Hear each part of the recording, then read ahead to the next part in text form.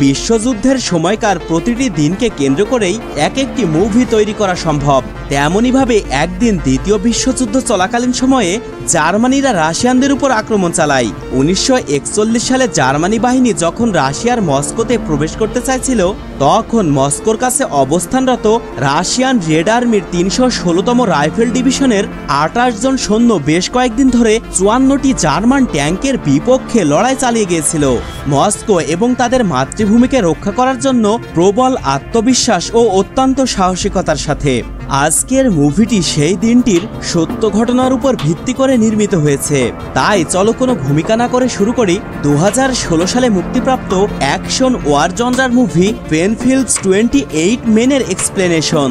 মুভির শুরুতে আমরা 1941 সালের নভেম্বর মাসে বরফে আচ্ছাদিত একটি এলাকার দৃশ্য দেখতে পাই। জায়গাটি ছিল রাশিয়ার মস্কো থেকে বেশ দূরে অবস্থিত একটি পরিত্যক্ত গ্রাম। এখানে আমরা বেশ কিছু রাশিয়ান সৈনিককে দেখতে পাই, যারা এই গ্রামে ক্যাম্প করে কনকনে ঠান্ডার মধ্যেও বাইরে বসে খোশ গল্পে মেতেছিল। এখানে আমরা ভ্যাসিলি নামে একজন সৈনিককে দেখতে পাই, যে সবাইকে জিজ্ঞাসা করে, আচ্ছা তোমাদের মধ্যে কেউ কি ট্রাক্টর চালাতে পারো অথবা ট্রাক্টর সম্পর্কে ভালো জানো এমন কেউ কি আছো? তখন তাদের মধ্যে একজন সৈনিক অন্য আরেকজন সৈনিককে দেখিয়ে বলে, আমার মনে হয় আমাদের মধ্যে সেই সবচেয়ে ভালো ট্রাক্টর সম্পর্কে জানে।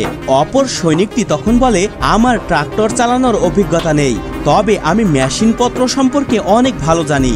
এরপর এলটি ভ্যাসিলির সাথে কথা বলে। সে তখন একটি কাগজে ট্যাঙ্কের একটি ছবি স্কেচ করছিল। তারা খবর পেয়েছে জার্মানিরা 54টি ট্যাঙ্ক বহর নিয়ে তাদের উপর আক্রমণ করতে আসছে। তাদের সৈনিক সংখ্যাও অনেক বেশি। জার্মানিদেরকে আটকানো অনেক জরুরি, নইলে তারা একবার মস্কোতে প্রবেশ করলে তাদের অবস্থা খুবই ভয়াবহ হবে। আর এজন্যই ভ্যাসিলি সবার সাথে আলোচনা করছিল যে কিভাবে তারা এতগুলো ট্যাঙ্কের মোকাবেলা করবে। তখনই আমরা তাদের কমান্ডারকে দেখতে পাই। কমান্ডারের কাছে একটি ফোন আসে, আর কমান্ডার ফোনে কথা বলার শেষে দ্রুত ক্যাম্প থেকে বেরিয়ে যায়। বাইরে একটি সাদা রঙের ঘোড়া বাঁধা ছিল। কমান্ডার সেই ঘোড়ায় চেপে দ্রুত সেখান থেকে চলে যায়। এতে করে সবাই বুঝে যায় এখানকার পরিবেশ গরম হতে চলেছে। এরপর সৈনিকেরা তাদের মিশনের জন্য প্রস্তুতি নিতে মিটিং করতে বসে যায়। পিটার নামে সেখানে একজন সৈনিক ছিল, যে সবাইকে কঠিনভাবে প্রস্তুতি নিতে বলছিল ট্যাঙ্কের বিরুদ্ধে মোকাবেলা করার জন্য। সে অন্য সৈনিকদের অনুশীলনের মাধ্যমে বিভিন্ন কলাকৌশল শেখাচ্ছিল, যে কিভাবে তারা ট্যাঙ্ককে ধ্বংস করতে পারবে। তাই এলটি সৈনিকদেরকে কিছু কাঠখড়ি সংগ্রহ করে আনতে বলে। এরপর এলটি সৈনিকদেরকে কাঠ দিয়ে ট্যাঙ্ক বানাতে বলে, অর্থাৎ ট্যাঙ্কের মতো দেখতে একটি অবয়ব তৈরি করতে বলে, যাতে তারা এটি ব্যবহার করে অনুশীলন করতে পারে। আদেশ পেয়ে বাকি সৈনিকেরা সবাই মন দিয়ে নিজ নিজ কাজ করতে শুরু করে। সৈনিকদেরকে তাদের কাজে আরো বেশি মোটিভেট করতে এলটি তাদেরকে একজন রাশিয়ান সৈনিকের কাহিনী বলতে শুরু করে। রাশিয়ান ওই সৈনিকটি তার জীবনে অনেকগুলো ন্যাৎসি বাহিনীর সৈনিককে মেরেছে। এমনকি সে নিজেও যখন মারা যায় তখনও সে অনেকগুলো ন্যাৎসি সৈনিককে মেরেছিল। তাই পুরো দেশ তাকে শ্রদ্ধা ভরে স্মরণ রেখেছে। দেখতে দেখতে সময় পার হয়ে বিকেল গড়িয়ে আসে। ইতিমধ্যে সৈনিকেরা কাঠের তৈরি নকল ট্যাঙ্ক প্রস্তুত করে ফেলেছে। এরপর এলটি সৈনিকদেরকে এই নকল ট্যাঙ্কের উপর হামলা করতে অনুশীলন করতে বলে, যাতে করে তারা সত্যিকারের ট্যাঙ্কের মোকাবেলা খুব দ্রুত করতে পারে এবং সেগুলোকে ধ্বংস করতে পারে। কিন্তু সারাদিন হাড়ভাঙা খাটুনি খাটার পর সন্ধ্যায় এই কনকনে ঠান্ডাতে সৈনিকদের জন্য অনুশীলন করা ছিল খুবই কষ্টকর। এজন্য এলটি তাদেরকে বিশ্রাম নিতে বলে। সে বলে, আমরা বিশ্রামের পর আবার প্র্যাকটিস শুরু করব। এরপর আমরা কমান্ডারকে দেখতে পাই, যে সৈন্যদেরকে নিয়ে জার্মান সেনাদের বিরুদ্ধে মোকাবেলা করার জন্য পরিকল্পনা করছে। তারা খবর পেয়েছে জার্মানিরা বিশাল বড় সৈন্যবাহিনী নিয়ে তাদের দিকে এগিয়ে আসছে, কিন্তু জার্মানিদের মোকাবেলা করার মতো সৈন্য সংখ্যা তাদের নেই। তাই তারা যে কজন আছে সকলে মিলে জার্মানিদের প্রতিহত করতে হবে। কারণ একবার জার্মানিরা তাদের দেশে প্রবেশ করলে তাদের অবস্থা খুবই খারাপ হবে। তাই যদি তারা সকলে মারাও যায়, তারপরেও রেইনফোর্সমেন্ট ডাকতে তাদের সময় লাগবে, কারণ তাদের সবচেয়ে নিকটবর্তী ক্যাম্প তাদের থেকে বেশ দূরে। কিন্তু তাদের সবচেয়ে বড় সমস্যা হলো জার্মানির এই বিশাল বড় সৈন্যদের প্রতিহত করা। তাই তাদেরকে যত দ্রুত সম্ভব হামলা করতে হবে। কমান্ডারের বক্তব্য শুনে বাকি সৈন্যরা বেশ ভয় পেয়ে যায়। তবে কেউ কমান্ডারের মুখের উপর কথা বলে না, কারণ তাদের কাছে বিকল্প আর কোনো পথও খোলা নেই। তাদেরকে এই সামান্য কয়েকজন সৈনিককে সাথে নিয়েই জার্মানির সৈনিকদের মোকাবেলা করতে হবে। কমান্ডার জানালা দিয়ে বাইরে তাকালে দেখতে পাই নতুন ভর্তি হওয়া বেশ কিছু সৈন্যরা বাইরে খেলাধুলা করছে। তবে কমান্ডার তাদেরকে কিছুই বলে না, কারণ হয়তো এটি তাদের জীবনের শেষ আনন্দে কাটানো সময় হতে চলেছে, কারণ তাদেরকে খুব শীঘ্রই যুদ্ধে যেতে হবে। এজন্য কমান্ডার ঘোষণা করতে বলে সৈনিকদেরকে প্রস্তুত হওয়ার জন্য। আজ রাতেই তারা যুদ্ধের ময়দানের উদ্দেশ্যে রওনা দিবে। নির্দেশ পেয়ে সবাই তাদের নিজ নিজ ব্যাগপত্র গুছিয়ে নিতে থাকে। রাত হবার পরে বেশিরভাগ সৈনিকেরা ঘুমিয়েছিল। তাছাড়া এখানে অনেক বেশি নতুন সৈনিক ছিল, যারা কিছুদিন আগেই সৈনিক হিসেবে যোগদান করেছে। তাই কমান্ডার তাদেরকে মিশনে নেওয়ার আগে সারিবদ্ধভাবে দাঁড় করায় আর দেশপ্রেম আরো বেশি জাগিয়ে তোলার জন্য ও দৃঢ় করার জন্য ভাষণ দিতে শুরু করে। কমান্ডার সবার উদ্দেশ্যে বলে, কিছু শত্রু বাহিনী আমাদের দেশে প্রবেশ করতে চাইছে, কিন্তু আমাদের মাতৃভূমি অন্য কেউ দখল করুক সেটা আমরা কোনোভাবে হতে দিতে পারি না। তারা আমাদের রাজধানী দখল করতে চায়, কিন্তু আমরা তাদের মোকাবেলা করব আর তাদেরকে বুঝিয়ে দিব আমরা বেঁচে থাকতে কখনোই এই দেশের প্রতি তারা নজর দিতে পারবে না। আমাদের মাতৃভূমির এক কদম জায়গাও তারা দখলে নিতে পারবে না। এজন্য আমাদের নিজের জীবনকে বাজি রেখে লড়াই করতে হবে শত্রুপক্ষের বিরুদ্ধে। কমান্ডারের মুখে এমন ভাষণ শুনে সকল সৈনিকেরা দেশভক্তির আগুনে দীপ্ত হয়ে সামনে অগ্রসর হতে শুরু করে। যেতে যেতে কমান্ডার সবাইকে বলে, আমরা যুদ্ধের ময়দানে যাচ্ছি আমাদের দেশকে রক্ষা করতে, তাই আমরা আগে শত্রুপক্ষের উপর হামলা করব না। তারা হামলা করলে আমরা তাদের হামলার পাল্টা জবাব দেব। কিন্তু একজন সৈনিক বলে, আমরা আগে কেন তাদেরকে মারব না? তখন কমান্ডার বলে, আমরা কেবল নিজেদেরকে সেফ জোনে রেখে আক্রমণ করব, তখনই আমরা যুদ্ধে জয়লাভ করতে পারবো। এরপর সৈনিকেরা সামনে এগোতে থাকে। সৈনিকেরা জোর কদমে বেশ দ্রুতই মস্কোর বর্ডারে পৌঁছে যায়। এরপর তারা সেখানে মাটিতে পরীক্ষা খনন করতে শুরু করে।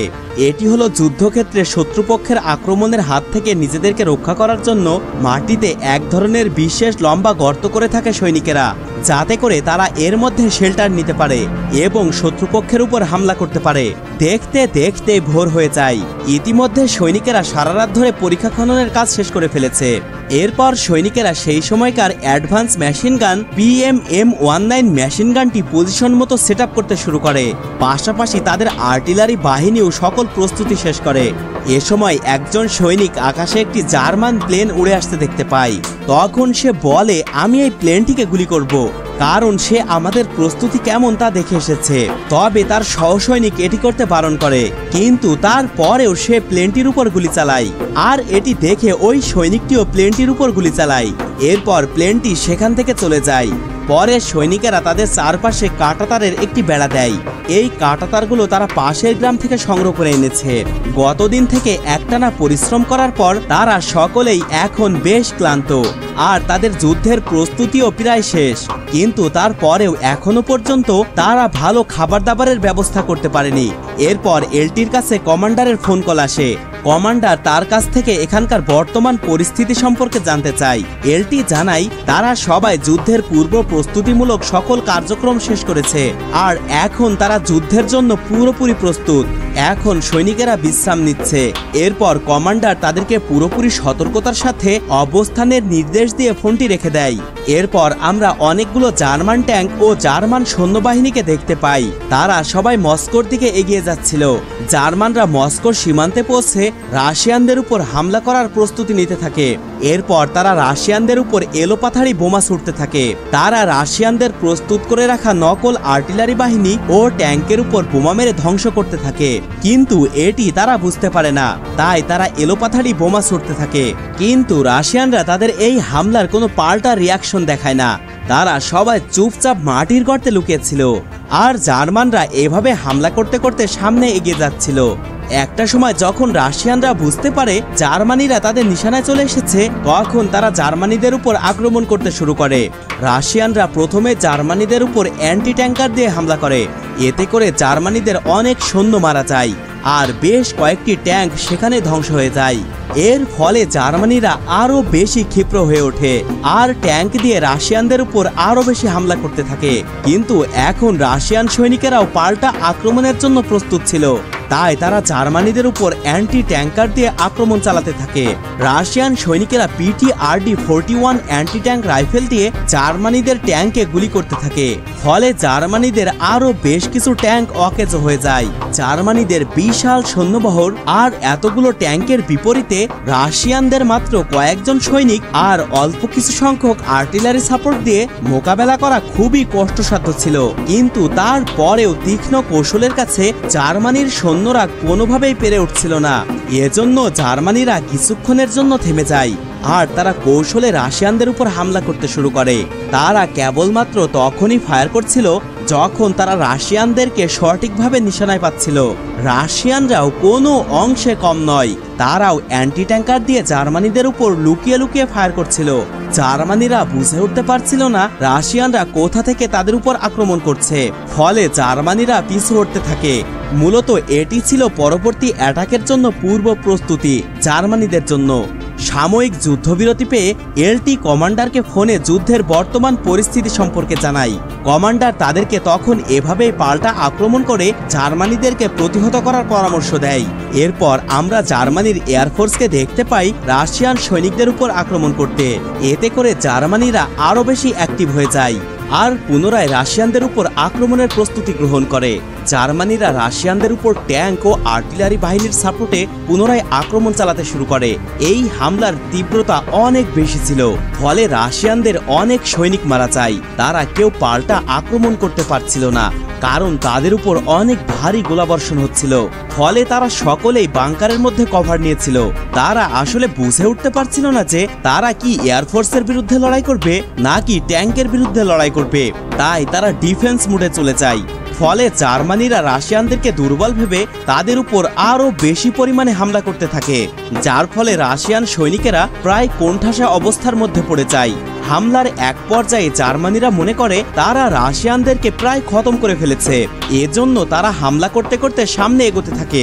এমন ভয়াবহ পরিস্থিতিতে রাশিয়ানদের এখন রেইনফোর্সমেন্ট দরকার। এজন্য LT কমান্ডারের সাথে যোগাযোগ করতে চাই, কিন্তু LT খেয়াল করে তাদের টেলিফোনের তারটি ছিঁড়ে গিয়েছে। তাই সে একজন সৈনিককে পাঠায় দ্রুত টেলিফোনের লাইনটি সংযোগ দেওয়ার জন্য। সৈনিকটি সাথে সাথেই তার কাজে নেমে পড়ে। অন্যদিকে জার্মানিরা তাদের উপর হামলা করতে করতে সামনে এগিয়ে আসতে থাকে। টেলিফোন লাইনের সংযোগ পুনরস্থাপিত হলে LT দ্রুত কমান্ডারকে তাদের পরিস্থিতি সম্পর্কে জানায় এবং তাকে রেইনফোর্সমেন্ট পাঠানোর জন্য বলে। কিন্তু কমান্ডার তাদেরকে বলে জার্মানিদেরকে এভাবেই প্রতিহত করে যেতে, কারণ রেইনফোর্সমেন্ট পাঠানোর জন্য আরো অনেকটা সময় লেগে যাবে। কমান্ডারের থেকে এরকম কথা শুনে তাদের সকলের মনোবল ভেঙে যায়। কিন্তু তারপরেও নিজেদের দেশ রক্ষার্থে তাদেরকে জার্মানিদের বিপক্ষে রুখে দাঁড়াতে হবে। শক্তিশালী জার্মানি বাহিনীর সামনে তাদের এই নগণ্য সৈনিক সংখ্যা দিয়ে প্রতিহত করা সম্ভব ছিল না। যুদ্ধ এভাবেই চলতে থাকে আর এর মধ্যেই সকাল হয়ে যায়। আমরা জানতে পারি রাশিয়ানদের মধ্যে মোট 316 জন এই যুদ্ধে অংশগ্রহণ করেছিল, যার মধ্যে এখন কেবলমাত্র 28 জন সৈনিক জীবিত রয়েছে। কিন্তু জার্মানিরা মনে করে তারা সকল রাশিয়ান সৈনিকদেরকে হত্যা করে ফেলেছে, তাই তারা সামনের দিকে এগিয়ে আসতে থাকে। তবে রাশিয়ান সৈনিকদের মধ্যে যে 28 জন সৈনিক জীবিত ছিল তারা সকলে পুনরায় হিম্মত নিয়ে রাশিয়ানদের বিরুদ্ধে রুখে দাঁড়ায়। তারা পুনরায় এন্টি ট্যাঙ্কার দিয়ে জার্মানি ট্যাঙ্কের উপর ফায়ার করতে শুরু করে। ফলে আরো বেশ কিছু জার্মানি ট্যাঙ্ক বিধ্বস্ত হয়। জার্মানিরা এবার বুঝে উঠতে পারছিল না যে তারা কোথা থেকে হামলার শিকার হচ্ছে। অর্থাৎ রাশিয়ানরা যে লোকেশন থেকে জার্মানিদের উপর ফায়ার করছিল সেটি জার্মানিরা বুঝে উঠতে পারছিল না। তাই তারা আবার থেমে যায় আর খুঁজতে থাকে কোথা থেকে লুকিয়ে রাশিয়ানরা তাদের উপর হামলা চালাচ্ছে। কিন্তু রাশিয়ান সৈনিকেরা এখন অ্যাটাক ফর্মে রয়েছে, তাই তারা জার্মানিদেরকে গুলি করে এক এক করে মারতে থাকে আর জার্মানিরাও তাদেরকে হন্য হয়ে খুঁজতে থাকে। জার্মানিদের জন্য এখন এটি সবচেয়ে মুশকিলের কাজ রাশিয়ানদেরকে খুঁজে বের করা, কেননা মাত্র 28 জন সৈনিক এখন বিভিন্ন দিকে এলোপাথাড়িভাবে ছড়িয়ে রয়েছে। তাই নির্দিষ্ট করে তাদেরকে খুঁজে বের করা একরকম অসম্ভব। এক পর্যায়ে তারা রাশিয়ানদের মাটির গর্তের কাছে চলে আসে আর তখনই একজন রাশিয়ান সৈনিক জার্মানিদের উপর MP-M1910 মেশিন গান দিয়ে ফায়ারিং করতে শুরু করে। মুহূর্তের মধ্যেই প্রায় সকল জার্মান সৈনিক মারা যায়। কয়েকজন জানের ভয়ে মাটিতে লুটিয়ে পড়ে, কিন্তু তবুও তারা রাশিয়ানদের নজর এড়িয়ে যেতে পারে না। এই মেশিন গানের এতটাই ক্ষমতা ছিল যে এর সামনে জার্মানিরা কেউ টিকতেই পারছিল না। একে একে প্রায় অনেক জার্মানি মারা যায়। এই সৈনিককে থামাতে জার্মানিরা তার উপরে গুলি করতে থাকে, কিন্তু কোনো গুলি তার শরীরে সৌভাগ্যবশত লাগে না। তবে একটি ট্যাঙ্ক তার উপরে গোলাবর্ষণ করলে সে এবং তার সাথে সৈনিক দুজনেই মারা যায়।